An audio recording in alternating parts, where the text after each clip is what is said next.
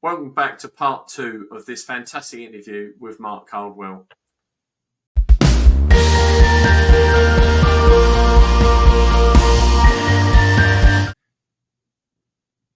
So I've said many times how much I weighed back in August. You know what I haven't said yet?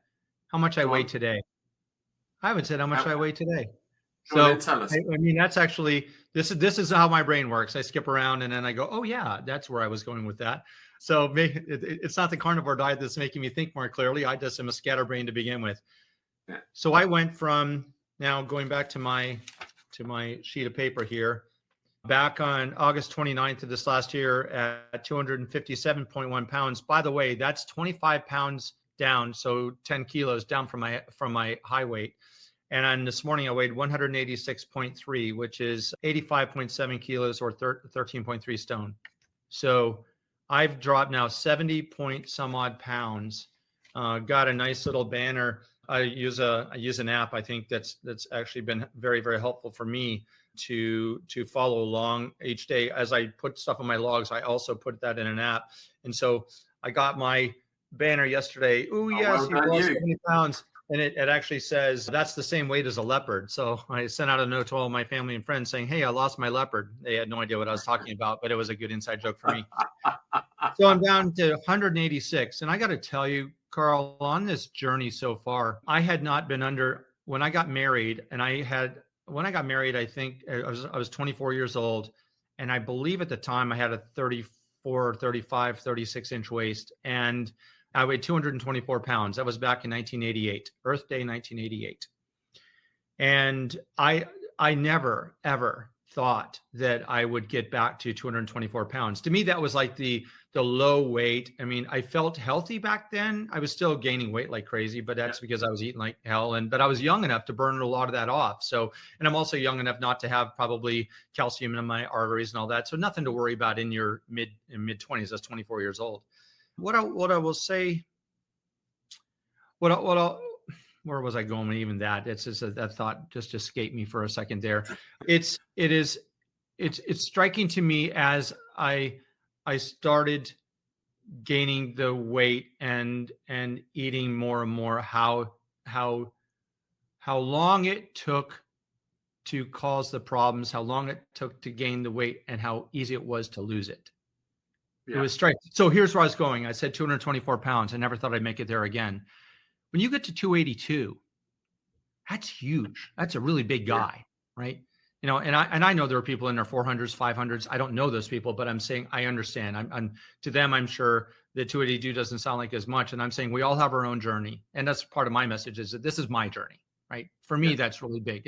I'm by far the largest one in my U.S. or my U.K. family, right? So, and I'm the talk of it. People talk about it. You know, hey, have you thought about losing weight? You know, yeah, of course I thought about it. So I set goals. At 257 pounds, you know, back in August, 116 kilos, I set a goal for myself. I want to get down to 230. Oh my gosh, I actually am in spitting distance at 224. I want to get down to 220. Then I hit it. Then my goal was 210, then 205. And then I thought, could I actually see I hadn't been in the hundreds where my weight started with a 1. I mean, since I was a teenager. I mean, at university, beginning first and second year. So now my goal is 199 pounds. Blew right through that, right? So, and I've had a couple of plateaus here recently over the last month where I've been dancing around in the, you know, where my weight stays fairly stable for, you know, 2 or 3 weeks. And then all of a sudden in the last 3 or 4 days, I went from like 191, 192 down to 186, 5 pounds in 3 days, and I'm eating like crazy. So the question now becomes, you know, if I never lost another pound right now, my goal right now is 185. So I'm 1.3 pounds away. So I'm there. If I never lost another pound, would I be unhappy? No, but I don't know where the end is. I don't know where my body will stabilize and say, this is where we feel good. I'm 6'1", and 186 pounds, and I feel fantastic. By the way, it'll be 9 months here on the 29th, right? I haven't had a single kidney stone in 9 months. That hadn't been true for years and years and years and years and years. I was deathly afraid of getting them, and I would get them fairly routinely. I haven't had a single gout attack in almost 9 months. The weight has come down. My biggest expense has not been food, although we can talk about what I eat anyways, which is, I think, is very typical of a carnivore. The expense has been clothes.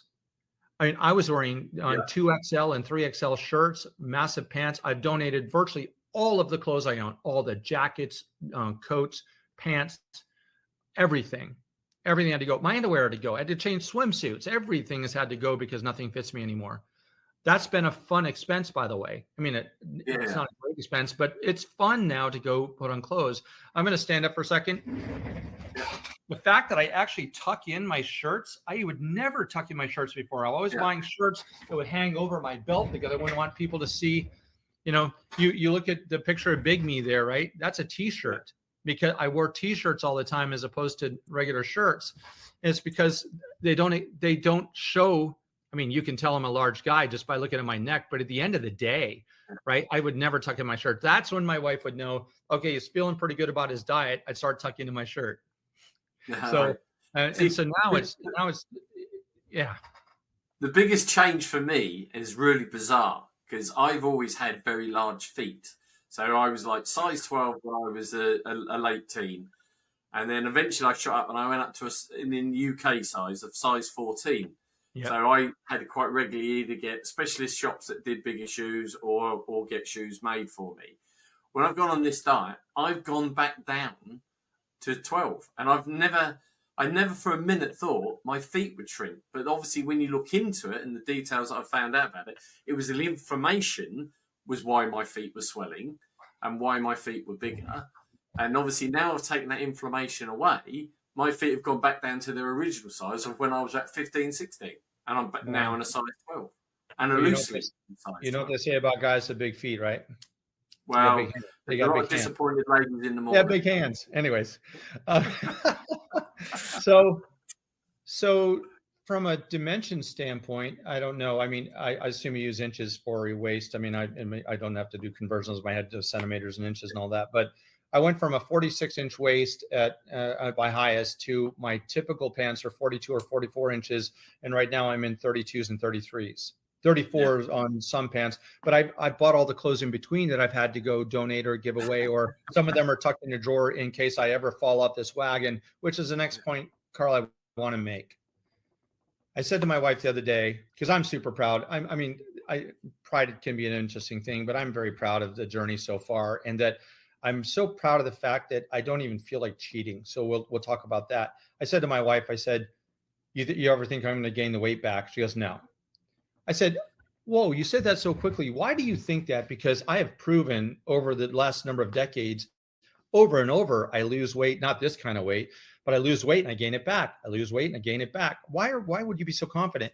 And she said, and she said, Mark, I'm just watching you. She says, this is again the first time I haven't seen you say, hey, when I hit this goal, then I'll give myself a cheat day. Because the cheat day is just cheating me, right? It feels now, knowing now that I have calcification in my heart. Now I'm literally saying to you, Carl, I have heart disease. And if I can say that to you with a straight face, and if that's true, if I'm not lying to you here, now I have heart disease with a measurable score of calcium in my heart. And I know that what I'm doing is healthier for my body. And I went back to the way I was eating before. What a slap in the face to my family, my kids, and my 3 grandchildren. I mean, from the time I was 16 years old, I knew a couple things to be true. One is I can't have girls. I'm going to have boys. I have 3 sons. My brother has 3 daughters, by the way. I knew I was going to die when I was 64 years old. I've just always known that. And by the way, if you look at my weight and my way of eating and all that, it was almost a self-fulfilling prophecy. So when I say this diet may have saved my life, I mean this in the most literal way possible. I have just in the last couple of months started thinking, wait, I may have a long life ahead of me. If I take care of myself, maybe I can divert around this roadblock, this wall that I'm about to hit. And I'm starting to think, maybe I die with a score of calcium in my heart of 343. Maybe it moves up. I'm not a medical guy, so I don't know if that moves up or down. But at the end of the day, I will die with calcium in my heart one way or another. I'm hoping that's a lot later. So I'm truly in my heart starting to feel like, in my heart, no pun intended, starting to feel like maybe 64 isn't isn't that date after all that I've always known since I was 16 years old. I find it, to me, that's interesting and exciting. That's amazing. And I'm looking forward to coming to your 65th birthday party. Yeah. Yeah. By the way, I'm blowing through all this stuff here about all this stuff I wanted to talk to you about. I did bring again on my lab work, because we have to talk about cholesterol at one point. I want to talk about Yeah, we'll get around to that. Don't worry. Well, in all fairness, I think we're probably going to split this into a part 1 and the part 2 at least anyhow. So you carry on throwing stuff. But so on the diet, is there anything that you missed? Anything that you felt, oh, I can't do without? Boy, what a loaded question. What an easy question to throw some words at you. So let me think about that for a moment to give you a kind of a rounded answer. Okay. And I mean this, no joke, because you're in the UK. I mean this in all sincerity. The thing I miss most eating, it's not even the wine, and I thought it would be the wine. I've drank enough wine to kill 7 or 8 elephants. Because I love the taste of wine, good wine. And not expensive wine, just good wine to me. What I miss most is grabbing a bag of Tesco wine gums. I load up on Tesco.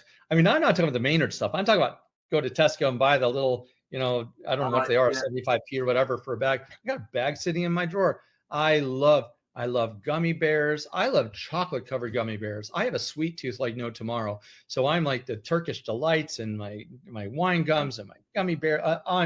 I miss sweets from that standpoint. I cannot fathom what sticking one of those in my mouth would taste like now. It would probably taste like when I used to walk in the pantry, see the bottle of syrup, pop the top open and go glug, glug, glug, glug, glug, and drink it right out of the bottle. I used to walk in the pantry, grab a bag of potato chips and reach in a bag of crisps and just grab them handfuls out of the bag and eat them in the pantry and walk out like I had done nothing wrong, eating cookies. I miss sweets like crazy.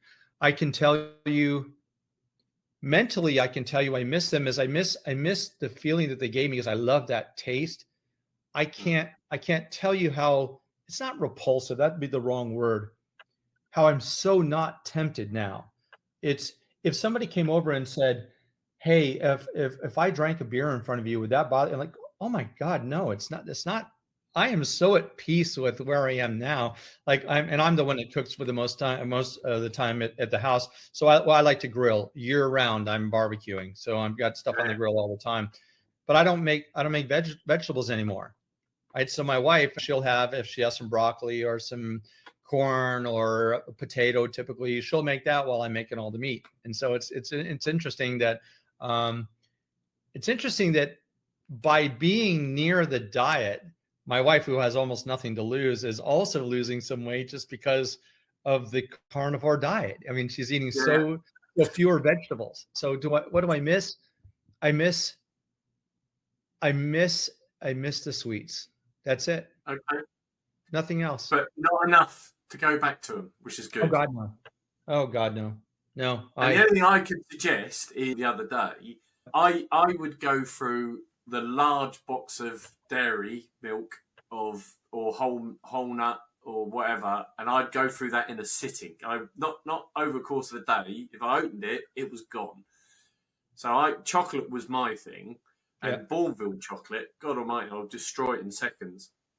But I came across brown butter, and what I do is I make brown butter, I put it in ice cube tubes, trays, freeze it, and then any time I fancy something like that, and it's not very often, it is very rare, I'll pop one in my mouth, and it's like having caramel.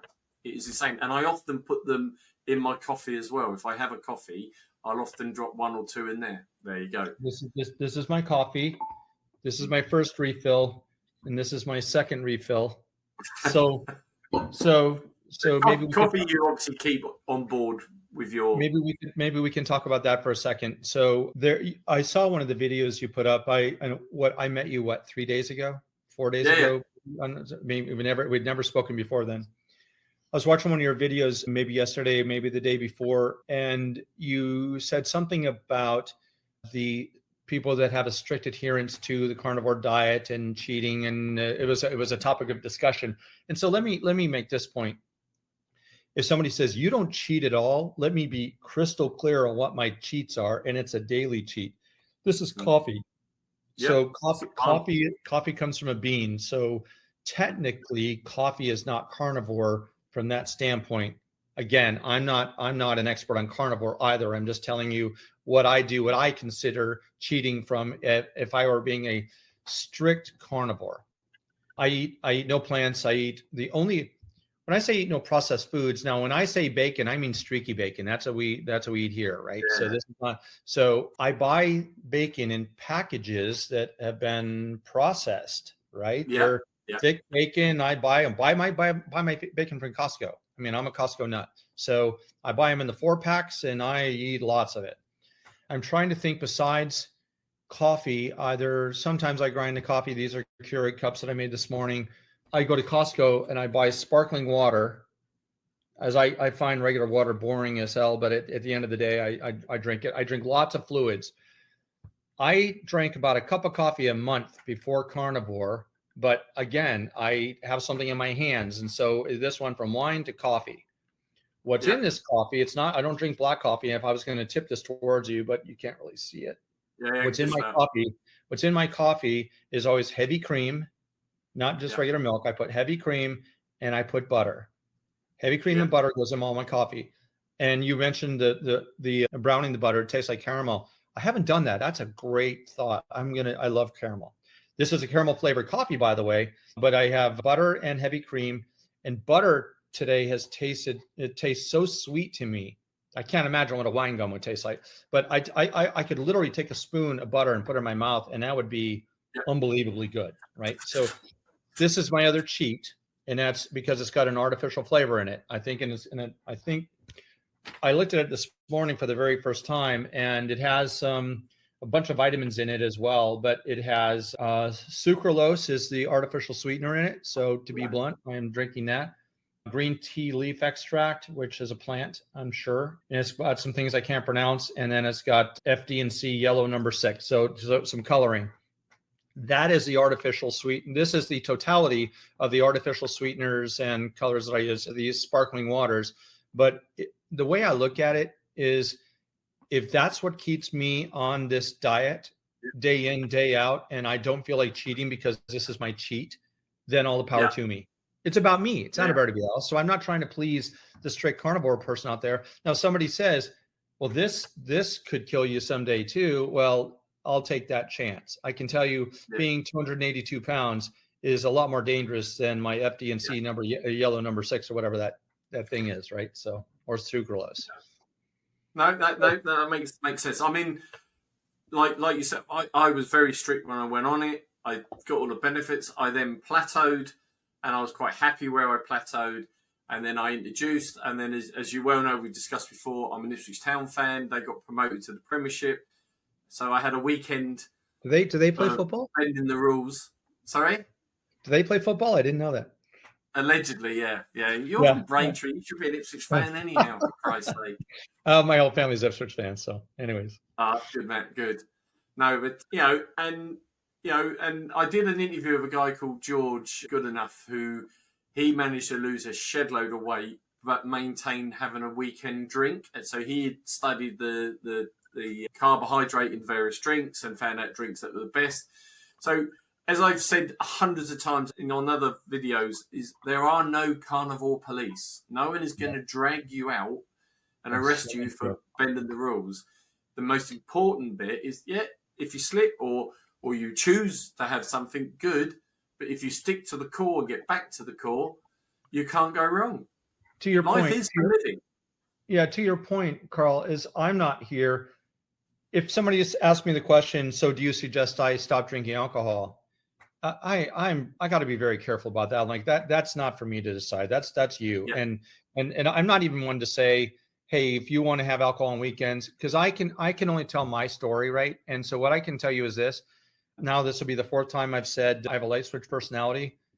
This is what happens is I give myself a cheat day and I'll have a glass of wine, or somebody says, hey, why don't you celebrate and we'll go have a drink? And so we go, to our pub, or we just have a big dinner here and I have a glass of wine. All of a sudden, the next thing, a week later, I'm having 2 bottles of wine. So it's me. I can't do moderation is not a word that's part of my vocabulary. I've learned that. That's part of the getting to know me, looking in the mirror, right? I don't have moderation. So it's only been 9 months, but 9 months is the longest I've ever been on a diet. And so and I think of diet as what's the first three letters of the word diet, right? I mean, it's like, that's horrible. I like this lifestyle rather than diet. I like this lifestyle. This is the new way I eat. Something out. It's about ongoing. And like you, I love red wine. I like a Barolo and things like that. And obviously, before I started the carnivore diet, me and the wife would open a bottle of wine. She'll drink half a glass and that's it. I'll polish the bottle off. Yeah. And then I'll try and convince her to have a second glass so I can open the second bottle. And I don't have any desire for that at all now. It's such a game changer in so many different ways. So it's been really beneficial for me too. Carl, one of the things I'm looking forward to, and it just crossed my mind again, is one of the most exciting things for me right now is, as I've gotten older and over the decades, my grandmother is still alive. She lives in Braintree, and I'll be visiting her here in late June. So that's literally less than a month away from my trip back home. And I'm going over to my wife and I are going over to celebrate my nan's 94th birthday. We'll spend the day with her. And so, but every time I've been there, every time I can think of in the last couple of decades, she said, "You're a big lad, aren't you? You're a big." I mean, my grandma, she always makes a comment, and not in a disparaging way, but in recognition that I'm a big boy. I mean, I grew up with her, so she knew me. I was always a skinny kid, real skinny. Yeah. So she says, "You're a big lad, aren't you?" And so this would be the first time I think she's seen me, in 40 plus years. It'll be the first time she's seen me at this weight. Wow. So I'm she won't recognize you. Because she always makes a comment, I'm looking forward to what she says. I don't know what it'll be. That'd be brilliant. Oh, awesome. So that's particularly, I have a lot of pride in that. So I'm excited about that. Cool. That's awesome. And I hope you have a great time there. So you touched upon earlier on, and we haven't gone into it yet, cholesterol. Yes. Because I did a video I've done a couple of videos now around cholesterol. So it'd be interesting to get your take on with regards to cholesterol and how it's been in your mix. I mentioned the cardiologist I went to see to get on their road map so that they knew who I was because of my family history. I will not use the doctor's name. Great guy, really good guy, just doesn't know what he's talking about as far as I'm concerned. Yeah. But I'm seeing somebody with an MD, and I'm seeing somebody that has a residency after that in cardiology who is an expert in his field. And he says to me, "I want you on an all plant diet, no exceptions." And when I tell him I don't eat plants, and this is the very beginning of my carnivore journey, told him I don't eat plants. That's not on my, I thought somebody had put him up to it as a practical joke, and it wasn't. He was dead serious. He said, cholesterol causes heart disease. I'm like, no, it doesn't.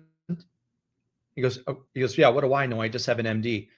And it was interesting because the things we talked about in that conversation, he and I'm sure he thought I was just a complete quack. Like I'm that patient who thinks they know everything, and I know nothing. I just know I'm seeing results from, I'm watching PhDs, MDs, researchers that this is what they do for a living. Like Dr. Chafee, I've mentioned him multiple times because I subscribe to his channel because I find the way he approaches this very interesting. And the guy, and the fact that he's been doing it for over 20 years. And I watch, all the normals, Ken Berry and, whatever. But at the end of the day, Dr. Cywes, Cywes, he's a South African, I believe, but went to the university. I went to University of Michigan with his PhD and then his MD, and studying cholesterol and its effects on, the body from a health standpoint, and realizing I've always been told the way I remembered LDL, that part of your lipid panel, and cholesterol, was your lousy cholesterol. L stands for lousy. That's how I remember it. And to have somebody say, I don't care what my LDL is. Like, what do you mean? And so I'm sitting in front of this cardiologist saying, he says, Mark, if you stay on this meat diet, he says, your LDL is going to go crazy. And I'm like, so? Because what do you mean so? That causes heart disease. Like, no, it doesn't, right? So what I've learned, and I wrote down some numbers here somewhere. What I think I've learned, Carl, and it's something that I want to make sure that anybody listening here, go do this if you do nothing else. And then, I'm not saying go talk to your local cardiologist necessarily, because they may totally disagree with me, because I'm only spouting what I think I know. Here's where I'm going with this. Your cholesterol, your lipid panel, typically your cholesterol has a number of factors in it. It has your HDL, your good cholesterol, your LDL, your lousy cholesterol, supposedly, right? Has your triglycerides, has your VLDL, which I don't really know how to talk about, so I'm not going to even try. And then your total cholesterol number. Of these numbers, what I'm learning is I don't care about my total cholesterol number. It doesn't mean anything to me. I don't care about my LDL. I care about specifically my triglycerides, which is the fat in your blood. So I care about that level. My fasting triglycerides. I want to talk about that in a second. Again, I'm going to get momentarily a little technical as far as I can go with this, but the fats in your bloods and my HDL, and specifically that ratio, your triglycerides divided by your HDL. Dr. Siwes has a video out talking about this specific issue. He says, people are talking about ApoB and all this. I'm learning a bunch about cholesterol, right? So people are wondering, well, all LDL isn't LDL, right? It could be, is it the large fluffy LDL, or is it the small dense LDL? And the small dense is what's much more dangerous for you. And the big fluffy stuff everybody needs, and talking about the blood-brain barrier and the cholesterol your brain creates versus your body, and the fact that statins, by the way, and I should note this, that I'm almost off of all of my medications on June 1. On May 30th will be the last day I take a statin. I got off my high blood pressure medications, the prescription NSAIDs, all that's done in the past. Over 9 months ago, and I'll be off the statins here. And there's a big debate about that here in the next, week? So I've been taking half of the dosage that I was prescribed for now the last month, and I'm going to be completely off. But this triglyceride HDL ratio, what Dr. Siwes says is that you need to get to know the numbers. They become very, very important. And the ratio is very, very important. So in his research, your triglyceride number should ideally be under 100. And I think that the US guidelines are to keep your triglycerides, the amount of fat in your blood, under 150. And the measurement, by the way, may be different in the UK or other parts of the world than they are here in the US, but I'm talking specifically US numbers. And your HDL, you want to have above 35 or 36, but that would be considered very low. You want to get that as high as you can. So if you walk with me here, for argument's sake, if your triglycerides were 100 and your HDL was 100, 100 divided by 100 is 1. And ideally, your ideal number would be your triglycerides divided by HDL is 1 or less. Right. If it gets above 1 to 2, 1 to 2.5, okay, that's still in the okay range. You start getting in the 2 to 3, then okay, you probably should see a doctor, start talking about, a plan to get your HDL up and your triglycerides low. He gets to the point of saying, and I'm going to go into some numbers, and my numbers. He gets to the point of saying that in only one case and one case only does he see statins worth anything actually provide a real true value to an individual. Again, this is a PhD, MD, lots of those out there that say opposite, but I'm picking the guy I like. And he says that's when your triglycerides are high, the fat in your blood's high, and your good cholesterol is low. That's the one case scenario where he says you should probably be on a statin, because that's a very high indication of I hate using words like imminent, like a cardiac event is in your future. Right? That's bad news. High triglycerides, low HDL.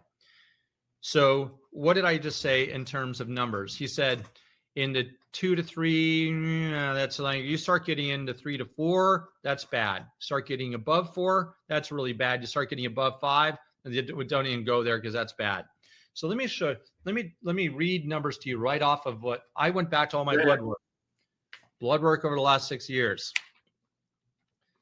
So I'm going to talk just to go back to January of 21. This is almost once a year, but I've done it multiple times a year, but I've been picking a year apart so you can see the progression. January of 21, my triglyceride over HDL was 251 over 68, which gives you a 3.69, already well elevated into the numbers where he's saying, yeah, that's not good. Okay.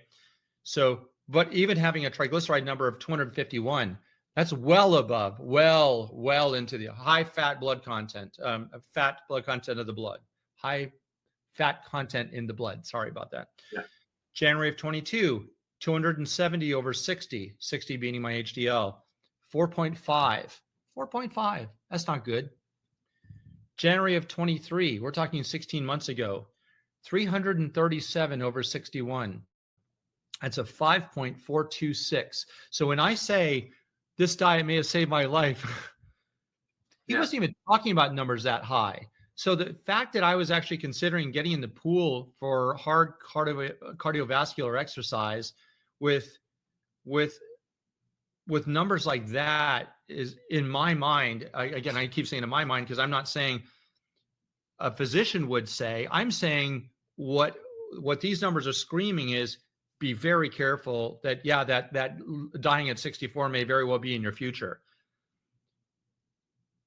In August, I went on the carnivore diet, and I can tell you the last time I got my blood checked, and now it's 2 months ago. This is on March 18th of 2024. My triglyceride number was 71, so went from 16 months ago 337 to 71. My HDL, your good cholesterol, you want higher. So you want your triglycerides lower, your HDL higher, went from 61 to 89, which gives you a ratio of 0.797. So I am well under 1, into the ideal range. So, and in the video that he talks about, this is a fairly recent video. He says, I can tell you if your numbers are sub 1, you may never have a cardiac event at all. Having somebody who has a history of heart disease so prevalent in my family, and having grandparents who passed away of heart attacks, and my father having 2 quadruple bypasses, that's striking. Even the thought that I would get around this potential life-threatening issue. Yeah, it's why I say I think it could very literally have saved my life. That's incredible. That is absolutely incredible. I like it. It's pretty interesting to me. Yeah, that is absolutely. There's a couple of books I can recommend to you. I've got one here. This is a book you want to seriously think about getting. I'll send you the details on it. Thank you. It's by a group which is THINCS. It's the International Network of Cholesterol Skeptics. Professor David Diamond talks about this and the previous book they did, and that is phenomenal, and it will open your eyes on so many things where medicine has clearly either misunderstood, been manipulated to present something different by influence outside the medical side of it, let's say. And an expression I've used quite often, healthy people don't make money, for business.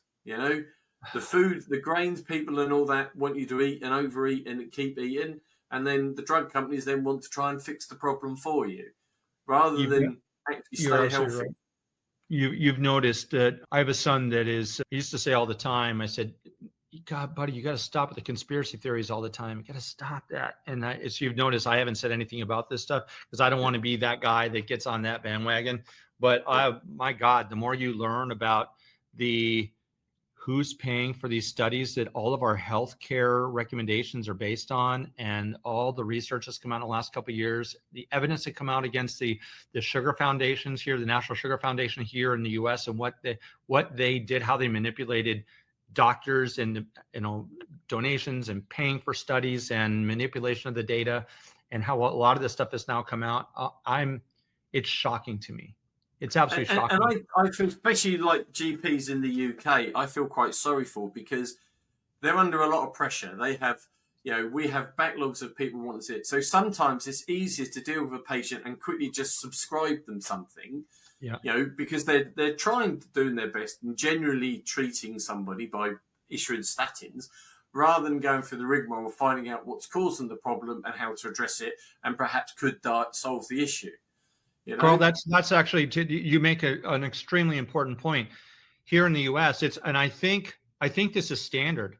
If your LDL is above a certain number, they just automatically introduce a statin into the equation. And statins, I'm learning, are the #1 most profitable drug ever produced by the pharmaceutical industry, bar none, right? With all the side effects, right? With all the side effects, and some people don't have them, some people do, but you just automatically.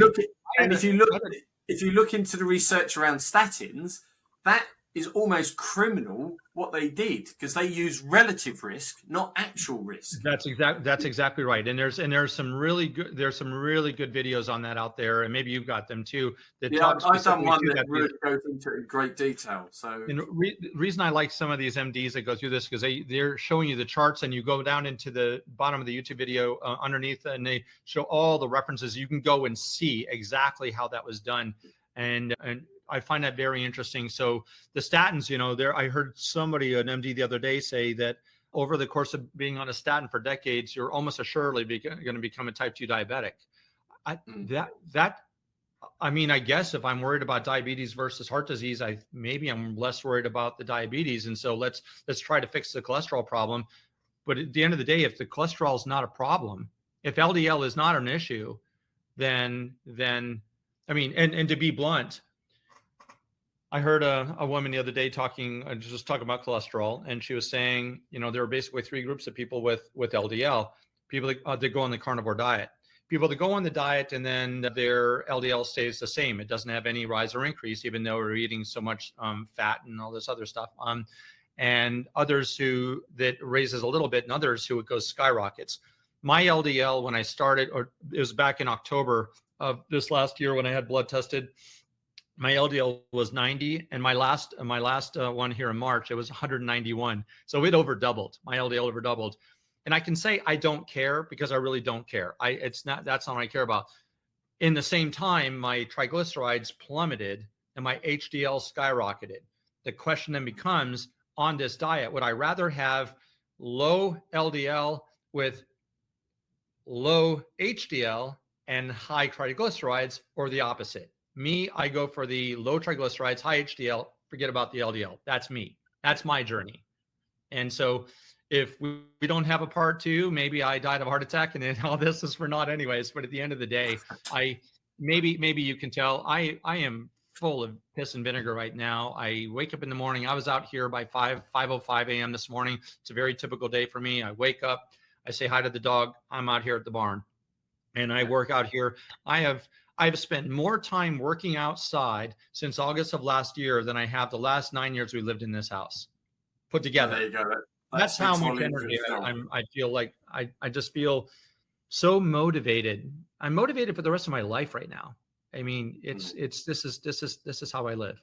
It's a good thing. And honestly, if anyone is ever concerned about the cholesterol and want to get a greater understanding, find anything on YouTube involving Professor David Diamond or Professor Paul Smith.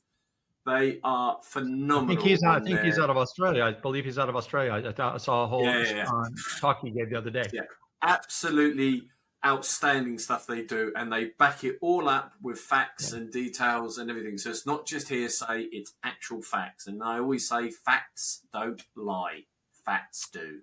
Do you know, Carl? If you look back at my log, because in this app where I track my weight and on the app on my phone, I actually used to track for months and months and months and months. I used to track every morsel that went into my mouth, so I could track my micronutrients or my macros. I'm sorry, the carbs, proteins, and fats that went into my body, because I wanted to see. And at first I just went, oh my gosh, I mean, I'm eating a lot of fat. And it goes back to how I was raised: eat fat, get fat, right? And even though I'm on carnivore and I'm hearing this, it just is, it's so illogical in my brain based on how I was taught. But I'm looking at this saying, 2/3 of my diet is fat.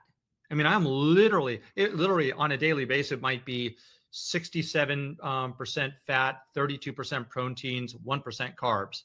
And 1% carbs may be because once a week or once every other week, I might eat some of these low carb yogurts or something like that, just for this. I mean, I'm thinking stomach biome.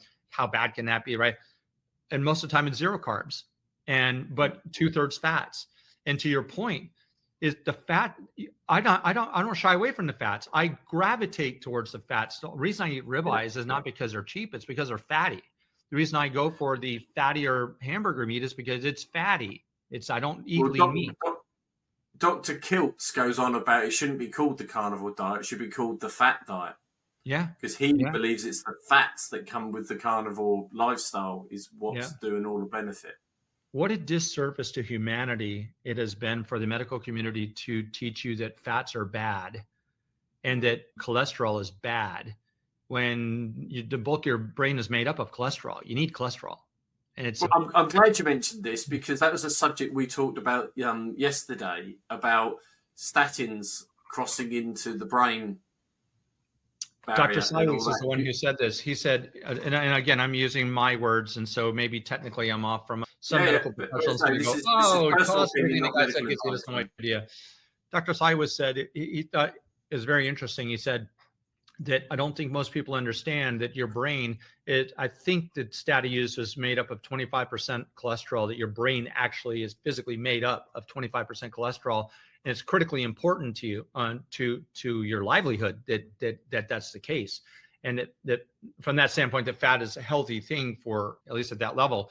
He said, your brain is its own factory of creating cholesterol and managing cholesterol and cholesterol levels. And he said, and it's important because you can lose, a bunch of your body can shut down and the brain has to work on its own, and it had its own self-sustaining system. He says, much like a pregnant woman having a baby in her belly, that baby has its own supply of blood and in the way it filters things. And just because the mother, let's say, has cancer, doesn't mean the baby's going to get cancer. There's filters that keep some things from going into the baby. Some things cross that barrier, like in a pregnant woman, alcohol might cross that barrier. Well, let's assume somebody that we're talking about with as it relates to cholesterol has a high cholesterol level in their body, and so an LDL level, let's say, and the doctor puts you on a statin. He said, what you're not told is that statin has no problems at all crossing the blood-brain barrier. So when you go and lower your cholesterol levels, it also lowers the cholesterol level in your brain, which he says is tied research-wise. You can tie that to dementia and Alzheimer's and all kinds of elderly issues with cognition issues, because we're messing with the cholesterol levels in the most important part of your body, and it's your brain. I find that very interesting. And I don't. And it's amazing, isn't it? I did a couple of the nitnoid things there, but that's the gist of what I heard. But it's interesting that dementia increase and Alzheimer increase, it coincides with the introduction of statins. How is it possible that in the 70s, we come out with a standard American diet that's come from research, and that we put to lower heart disease? The American Heart Association comes out with all of its recommendations, and I'm sure the British equivalent. And all of a sudden now here, 50 years later, we have more heart disease, more heart attacks, more people dying from heart disease than we did prior. It's striking. The simple answer is look who sponsored the research. And that's the point, is that when do people wake up? It's striking to me still that even in the last couple of years, all this research coming out about keto and carnivore, I look at it as just it's a hardcore version of keto. I can't do something half-assed, so keto doesn't work for me. I've got to go hardcore. And at the end of the day, how many people say to me, this is just a routine day. I go out and I haven't seen somebody in a couple of months.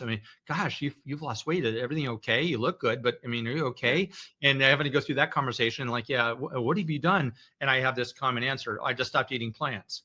Well, what do you mean? I don't start off by saying, I'm on a carnivore diet, because nobody's heard of it. Yeah. Nobody in my area has heard of a carnivore diet. So I just say, I don't eat things that grow out of the ground except for coffee. Right. Yeah. And he goes, what do you mean you don't eat plants? And it's so illogical to most people. I keep wanting to use the word antithetical, but people are saying, that of course plants are healthy. I'm like, no, that's not necessarily true. We went through that, but at the end of the day, I find it. That's what you said about the research. The recent Harvard one that was produced saying about meat is bad for you. But when you look into the detail of the research, firstly, the head of the research is a vegan. Sure, there's no conflict of interest there. Secondly, the research checked on people, and I think it was nurses that were one of the key parts of the research, who were working all various different shifts. And when they were asked if they ate meat, what they were asking is, a hamburger was classed as meat, as in including the bun and all the trimmings. The pizza, if it was a pepperoni pizza, oh, that's a meat. That's meat. So what they weren't being asked is, are you eating just meat, or are you eating products with meat?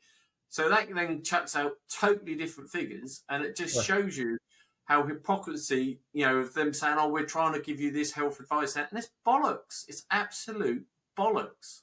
That's the reason why I do my own self-experiment on myself. This is my experiment. And that is exactly how I view this. This is the experiment on me, and I'm looking for guidance from some learned individuals and people like you. But at the end of the day, this is my story. I think you make an important point about the food in this research, and so this commonly gets into this question all the time. Well, one is the obvious question I get asked all the time: what about your cholesterol? So we've talked about that. Number two is, what does a day in your life look like from an eating perspective? Let me answer that by saying this first. I think what's most interesting to me in a retrospective manner over the last 9 months is food has become less of a major event for me. It's not food. I mean, I even eat my steaks dinner now just because they're faster. I'm so tired of taking a long time to make food and then it's all eaten in 10 minutes, right? So food has become less of a focal point of the day. So it's my day. I have one of two types of days basically in terms of food. Every morning I drink coffee and I drink sparkling water all day long. But my 2 days look like this. Like a day like today, I wake up, I come out to the barn. It's a very typical day. I was out here early, just after 5 o'clock, sometimes 6 o'clock. If I'm feeling hungry, and I don't really know what that means, I'll say that in a second. I'm not sure what hunger feels like anymore.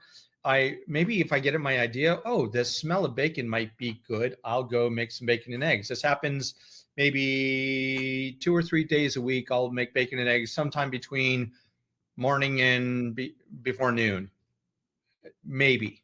And that's not planned. It's just if I feel like it that day. It's not because I'm hungry. And it's just because it's really not hunger. It's just I love the smell of bacon and eggs. And I'll make typically 4 to 6 pieces of bacon, strips of, the streaky bacon, and then I will cook the eggs in the bacon grease. And I eat 4 eggs. That's routine. If 2 or 3 days a week. When I don't eat breakfast, I will not eat until dinner. And dinner typically is always done between 5 and 6. Last night, I had a really thick ribeye. Typically, the competitor over here to Costco is Sam's Club. I go to Sam's Club and they make these 1/8-inch thick ribeyes. I'll eat 2 or 3 of those. And just because they cook really quickly on the grill. And I cook them with butter, and that's it. No vegetables, and I'll drink water, and maybe sometimes have a cup of coffee, but typically water with that. That's it. If I don't have steaks, it's salmon. I eat a lot of lamb. The other day I tried beef tongue for the first time, as gross as that sounds, and it wasn't terrible, but I made beef tongue on a green egg. We smoked beef tongue. So I found it at Sam's Club of all places. I'm trying to think. I eat a lot of salmon, eat a lot of steak, burgers every once in a while, ground beef, but you can do it all day long on ground beef. Yeah. Bacon and eggs, butter. I never cheat. I never snack.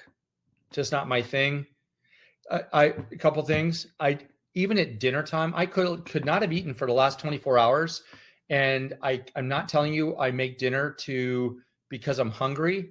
I make dinner because it's time to eat at night. I've fasted for 24 hours, not meaningfully, but it's just happened. And I tell you, that first bite, or even while it's cooking, I start getting ravenous. Like, oh my gosh, I thought for sure, man, I would get tired of red meat. I am not at all. Every day, I'm just shocked at how good it tastes. And I'm like, it's a brand new day. This to me, Carl, is almost as, and I hate using the words like miracle in this context. This would be like you telling me you could eat Tesco wine gums and chocolate covered gummy bears every day, and it's good for you. I mean, This is like I can eat this stuff, and it actually is making. I mean, I don't know how I look on camera right now. I'm looking at a picture of myself right now. It's weird because I'm used to looking at big me, right? I'm not used to looking at seeing muscles in my neck and my Adam's apple. And I'm a big guy. I'm the guy that's always said I'm big boned. I'm like Cartman on South Park, right? I'm big boned. So this diet is completely changed my life, potentially saved my life. But I'm thrilled to talk to people about it. But I'm trying to be very careful not to tell everyone you need to be on this, because then I'm like the person who I was never been a smoker, but the reformed smoker has to tell everyone quit now. That's not what I'm trying to do. I just want to share. You asked me if I would do an interview and trying to share my story, so that if somebody says that sounds like me, well, by the way, for anything like me, that's probably a scary life anyways, but you get the point. Oh, that's awesome. No, seriously, awesome. It's interesting because I was thinking from earlier on when I last ate, and I ate about 4:00 yesterday. The time is now just gone 1:15 the following day, and I'm not in the slightest bit hungry, and I'm good 20 hours into not having anything to eat. And all I've had so far is I've had one coffee this morning and two pints of water.